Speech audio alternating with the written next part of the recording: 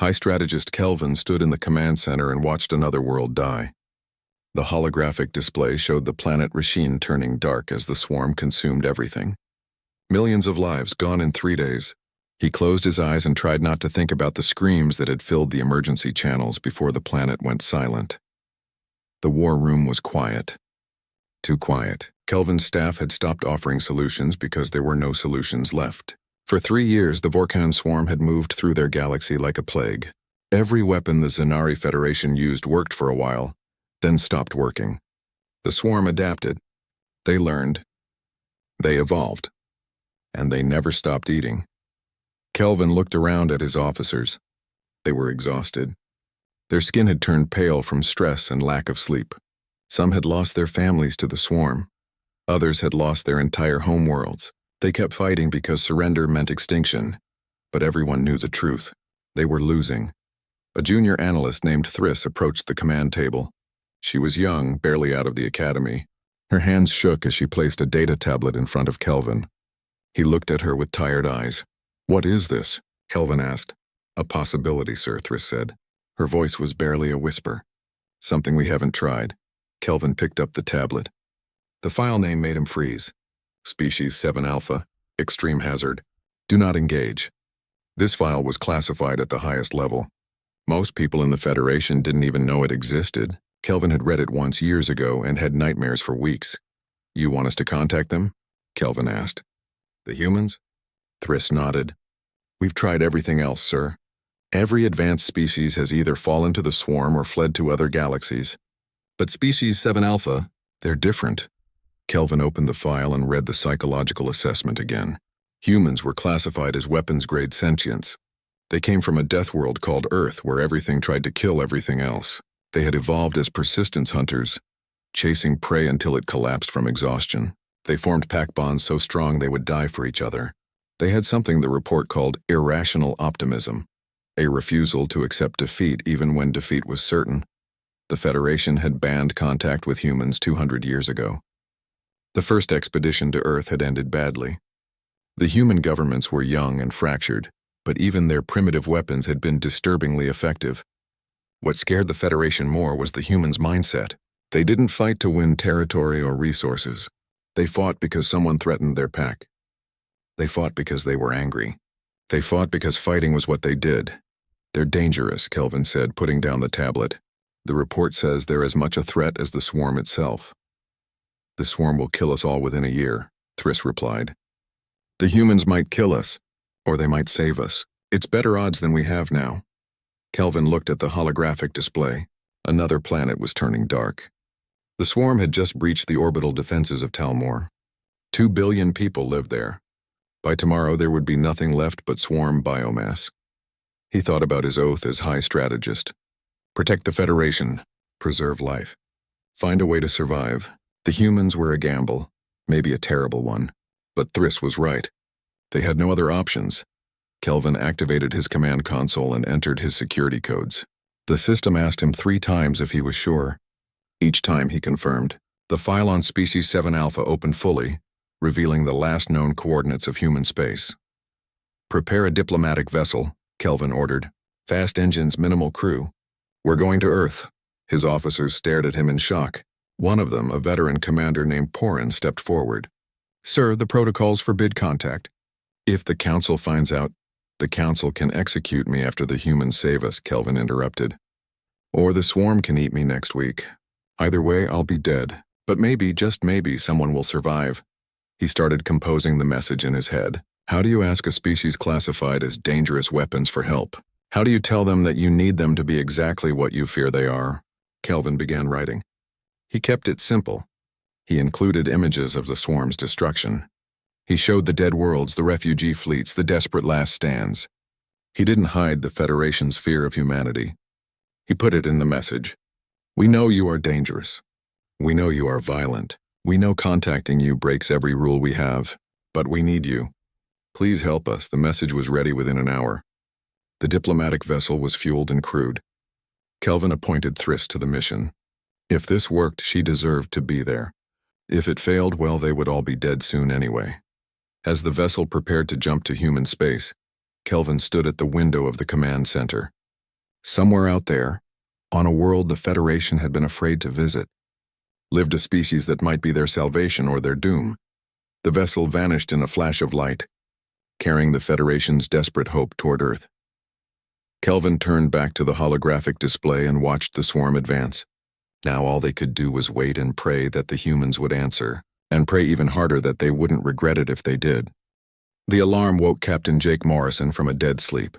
He rolled out of his bunk and grabbed his uniform, already running through possibilities. Pirates didn't operate this far out. Mechanical failures were rare on new ships like the Defiant. That left one option, something strange. He reached the bridge in under 2 minutes.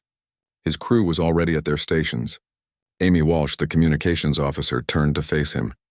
Her expression was somewhere between confused and excited. "Captain, we've got an encrypted transmission," Amy said. "It's not human origin. The computer's working on translation now." Jake moved to his command chair. "Source? Unknown. The signal appeared out of nowhere, sir. No ship on sensors, no visible origin point." Chris Hayes, the first officer, pulled up a tactical display. "We're running full scans. Nothing within 10 light minutes. Whatever sent that message is either hiding really well or already gone." The bridge fell silent as they waited. Jake watched the translation progress bar move across Amy's screen. 60%, 70, 90. Finally, it hit 100 and a soft chime announced completion. "Put it through," Jake ordered. Amy pressed a button. A voice filled the bridge. It was clearly artificial, synthesized by the translation software. But the emotion behind the words came through anyway. Fear, desperation, hope. The message was simple. An alien species called the Zenari needed help. They were being destroyed by something called the Vorkan swarm. They had nowhere else to turn. They were sorry to break protocol, but they were dying. "Please help." The message included data files. Amy opened them and images filled the main screen. Jake felt his stomach turn. Entire planets consumed by creatures that looked like insects mixed with nightmares. Cities reduced to organic matter. Bodies, millions of them, being processed into swarm biomass. "My God," Chris whispered. Jake stood up and moved closer to the screen. The images showed battles too. Alien soldiers retreating from waves of creatures. Ships exploding in orbit. Colonies burning. The Zenari had been fighting for years and losing. "They're offering us technology exchanges," Amy said, reading through the data. "Star maps, resources, scientific knowledge. They say they'll give us anything we want if we help them." Beth Turner, the chief engineer, spoke up from her station. "Captain, there's something weird about this message. Look at the language analysis." Jake turned to her. "Explain." The translation software found multiple emotional markers in the original message. "Fear of the swarm, yes, but also fear of us. They're scared to contact us, sir." "Why would they be afraid of us?" Chris asked. Amy pulled up another file. "There's a reference here. They call us Species 7 Alpha. It's a classification code. According to this, first contact was attempted 200 years ago, but it was terminated. We're listed as weapons-grade sentience, whatever that means." Jake felt something cold settle in his chest. Weapons-grade. The aliens saw humans as weapons. They were so desperate they were calling in a weapon to fight their war. "Sir, what do we do?" Chris asked. Jake thought about Earth. Humanity had spread to a dozen colony worlds, but they were still young in galactic terms. They had no alien allies, no knowledge of what was out there beyond their small corner of space. The smart thing was to send this up the chain of command and let someone else decide. But those images stayed in his mind. The dead worlds, the refugees, children in those pictures, or whatever the alien equivalent was. "Get me senior staff in the conference room in 10 minutes, Jake said. "Amy, prepare a response. Tell them we received their message. Tell them we're considering their request. Ask them to send a representative to our location." "Sir, that's a violation of first contact protocols," Chris said quietly. "I know. But if we send this up the chain, it'll take weeks to get a decision. Those people don't have weeks. We'll deal with the consequences later." 10 minutes later, Jake sat in the conference room with Chris, Amy, and Beth. They reviewed every piece of data the Zenari had sent. The swarm was terrifying, but the more Jake looked at the tactical data, the more he saw patterns. Weaknesses. "We could help them," Beth said. "I mean, theoretically. The swarm is dangerous, but it's not unstoppable." "They said every weapon they've tried has failed," Chris pointed out. "Every weapon they've tried," Amy repeated. But they're not thinking like us. Look at their battle tactics. They're too rigid, too predictable. They fight clean. Jake smiled grimly. And we don't.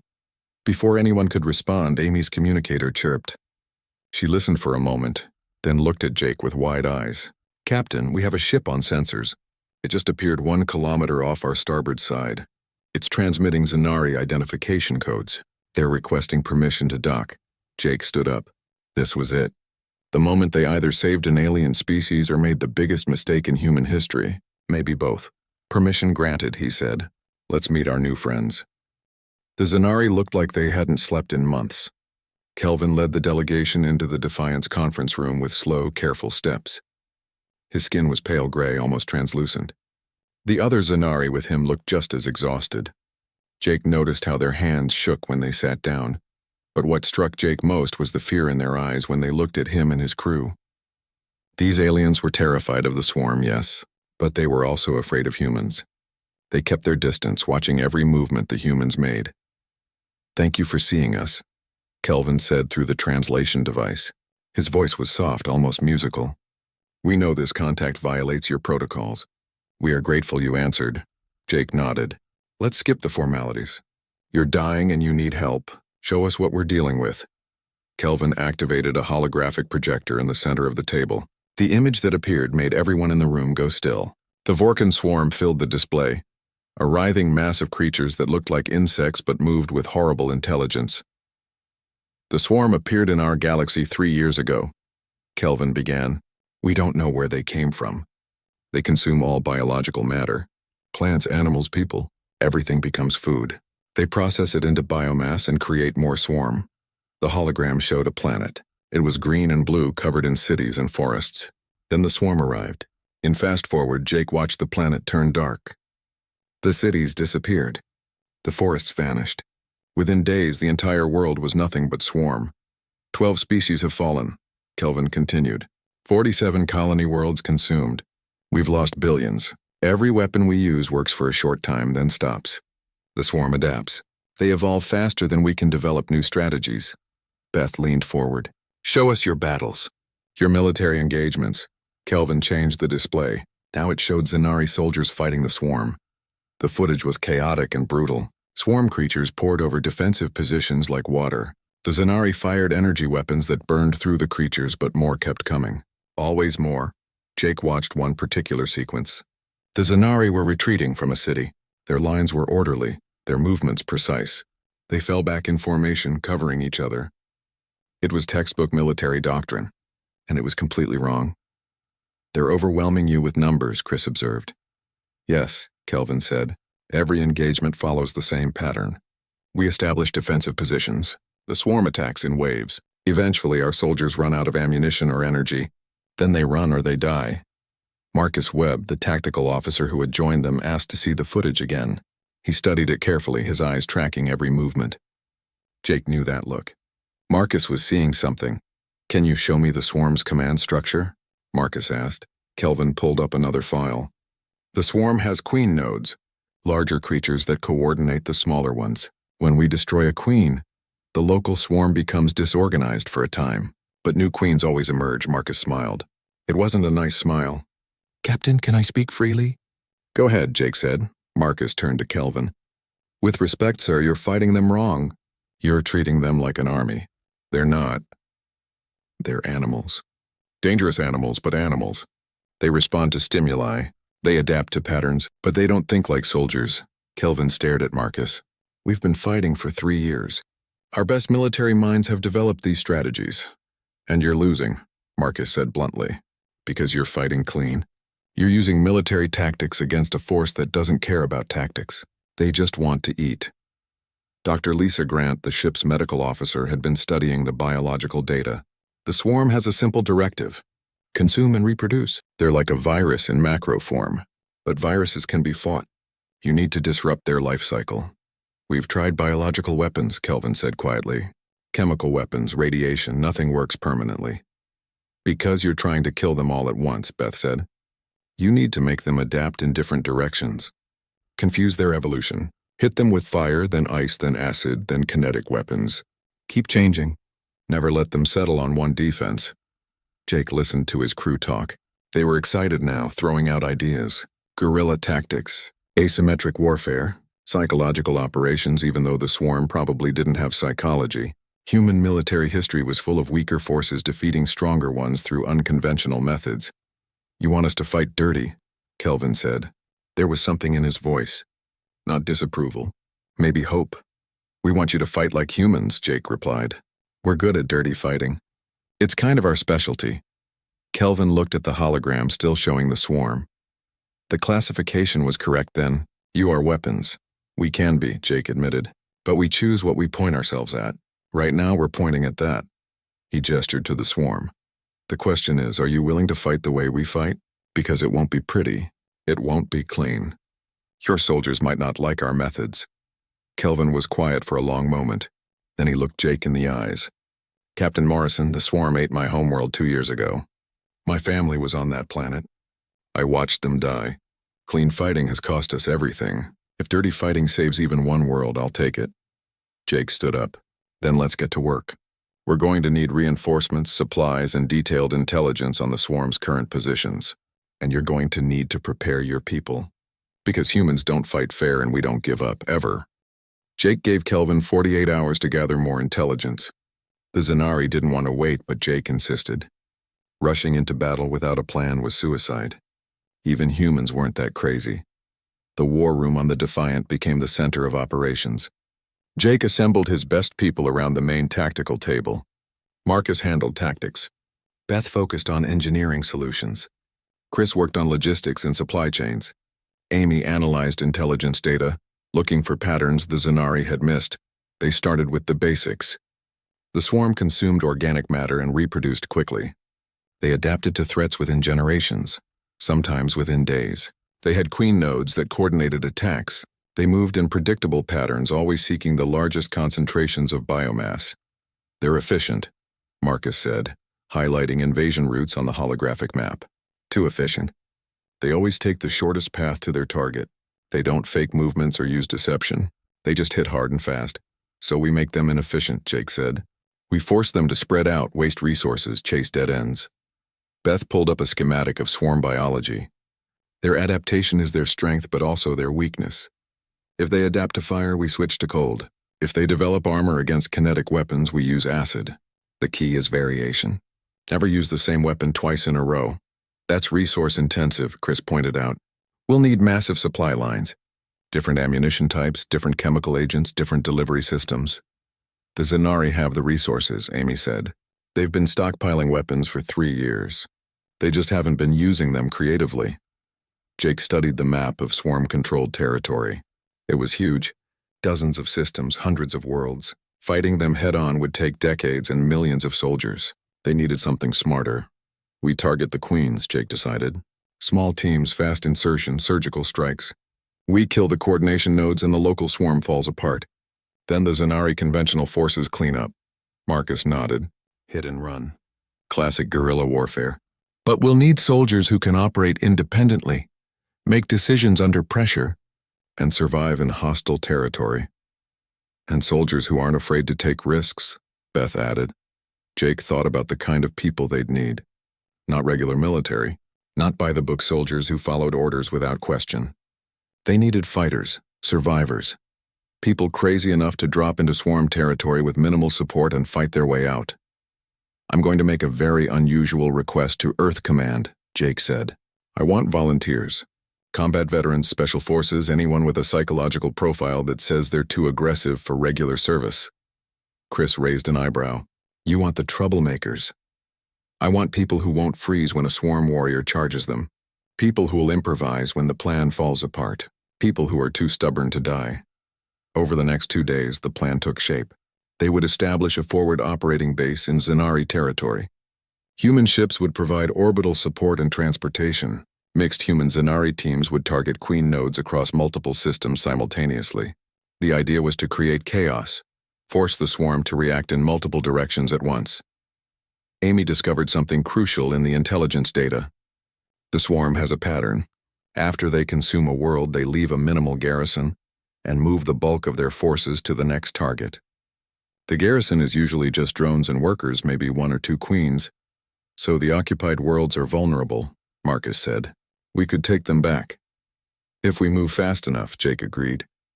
Hit the garrison before the main swarm can respond. Fortify the planet. Make them fight for every meter if they want it back. The more they planned, the more excited the team became. This could work. It wouldn't be easy. They'd take casualties. But for the first time, they had a strategy that played to human strengths instead of trying to match the swarm's numbers. Kelvin returned on the third day with more data and a fleet of Zanari supply ships. He looked at the plan Jake's team had developed. His expression was hard to read. This is extremely aggressive, Kelvin said finally. The casualty projections are high. They are, Jake admitted. But the alternative is extinction. Our projections show a 10-to-1 kill ratio if we do this right. That's sustainable. What you were doing before wasn't. The Council will object. Some of our military commanders will refuse to use these tactics. They'll say it's dishonorable. Jake leaned back in his chair. Then they can watch their species die honorably. Or they can fight dirty and live. Their choice. Kelvin looked at the holographic display showing the planned operations. Strike teams hitting 12 systems at once. Orbital bombardments. Chemical weapons. Biological agents. Scorched earth tactics if necessary. It was brutal, but it was the first plan that had a real chance of success. I'll present this to the Council, Kelvin said. But I need more than a plan. I need proof humans can deliver. I need to see your soldiers. They're on the way, Jake said. I sent the request 6 hours ago. Earth Command is putting together a volunteer force. They should arrive within the week. And if the volunteers don't come, Jake smiled. They'll come. Humans have a saying. We don't abandon our allies. You asked for help. We're not going to leave you hanging. The message spread through human military channels like wildfire. Volunteers needed for extended combat operations. High casualty expectations. Fighting an alien threat. No guarantees of survival. Apply only if willing to die far from home. Earth Command expected maybe a few hundred responses. They got thousands. Jake stood on the observation deck of the Defiant and watched the ships arrive. First came the Valiant, a heavy cruiser with twice the Defiant's firepower. Then the Relentless, a fast attack ship designed for hit-and-run operations. Finally the Harbinger, a troop carrier stuffed with Marines and equipment. What surprised everyone, especially the Zanari observers, was who volunteered. These weren't fresh recruits looking for glory. These were veterans with scars and hard eyes. Soldiers with disciplinary records. People who had seen combat and came back for more. Commander Susan Price arrived on the Valiant. She was 43 with gray streaking through her short hair. Her file said she'd fought in the Mars Rebellion, leading urban combat operations that saved thousands of civilians but violated a dozen military regulations. She'd been quietly pushed into a desk job. Now she was back. Jake met her in the docking bay. She saluted, but there was something casual about it, like she was going through the motions. Commander Price reporting, sir. I brought 300 soldiers with me. All volunteers, all ready to fight. I read your file, Jake said. You're overqualified for this mission. Susan smiled. It wasn't a warm smile. With respect, Captain, you asked for people who know how to fight dirty. I wrote the manual on urban warfare. Where do you need me? Then there was Lieutenant Kyle Jensen. 28 years old, built like a tank with a demolition specialty. He'd been court-martialed for using excessive force during a pirate raid. The official report said he'd destroyed an entire asteroid station to eliminate 12 hostiles. He'd argued it was the most efficient solution. The court didn't agree. I heard you need things blown up, Kyle said when Jake interviewed him. That's my specialty. Point me at the target and I'll make it disappear. The target is an entire species of hostile aliens, Jake said. Kyle's grin was borderline insane. Even better. Bigger explosions. Sergeant Nina Brooks brought her entire platoon. 40 Marines who'd fought together on 6 different worlds. They moved like a single organism, anticipating each other's actions. Nina herself was quiet, almost shy until you saw her in combat footage. Then she became something else entirely. Efficient, brutal, unstoppable. The Zanari observers watched the humans arrive with growing alarm. A scientist named Vera approached Jake after the first day. Captain Morrison, I must express concern. These soldiers, their psychological profiles are disturbing. Many show signs of combat trauma. Others have violent tendencies. Some seem to actively seek dangerous situations. Jake didn't disagree. That's exactly why I asked for them. The swarm doesn't care about rules or regulations. We need people who can adapt, improvise, and keep fighting when everything goes wrong. But they're unstable, Vera insisted. They're survivors, Jake corrected. Every person here has faced death and won. They know what it takes to come home alive. Over the next 3 days, the human force organized itself. Susan took command of ground operations. Kyle began setting up a weapons workshop, designing new explosive devices specifically for swarm anatomy. Nina trained mixed human Zanari squads in close quarters combat. Vera continued her observations, filing reports to Kelvin. Jake saw some of them. They described how humans formed social bonds quickly, joking and laughing even while preparing for battle. They noted the casual physical contact, the way humans touched each other's shoulders or shook hands. To the Zanari, who were more reserved, it looked strange. But what really disturbed Vera was the humans' attitude toward death. They acknowledged the danger. They knew many of them wouldn't survive, and they were okay with it. They made jokes about their own mortality. They wrote letters to families back home with instructions for, "If I don't make it." One night, Jake found Vera in the observation deck, watching the human ships. She looked troubled. "Do you understand what you're asking of these people?" Vera asked quietly. "They're going to die fighting our war." "They know," Jake said. "They volunteered anyway. But why? What drives them to accept such certain death?" Jake thought about that. How do you explain humanity to an alien? How do you describe the strange mix of stubbornness, loyalty, and hope that made humans do impossible things? "We're pack animals," Jake said finally. "You called for help. That makes you pack now. And humans don't abandon their pack. We fight for each other.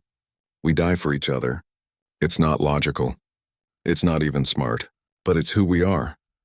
Vera was silent for a long time. Then she said something that Jake would remember for the rest of his life. The classification was right.